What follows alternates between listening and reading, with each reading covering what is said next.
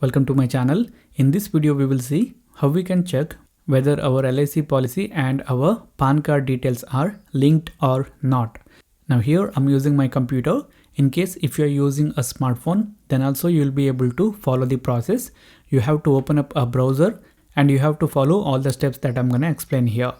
So here in my computer, first I'm going to open up a browser, and after that I'm going to open up the google.com by typing google.com here in the URL bar and hitting the enter button.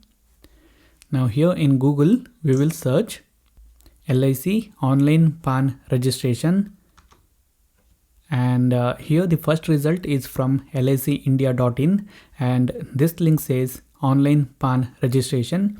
This is the official website of LIC. So we will click on this link and we will open up the web page. Here we can see the options for linking our PAN card and the LIC policy, and also we can check the status of our LIC policy and PAN. So here we will click on this check policy PAN status. In case if you want to link your LIC policy and PAN card details, then I have made a tutorial and explained everything in detail. I'm going to provide the link of that tutorial in the description box. If you want, you guys can check that out. Here we will click on this check LIC PAN status. Now here first we have to enter the LIC policy number. I'm going to enter my details, and after that we need to enter the date of birth in date, month, year as shown here. So I'm going to enter my details in here, and after that we have to enter our PAN number.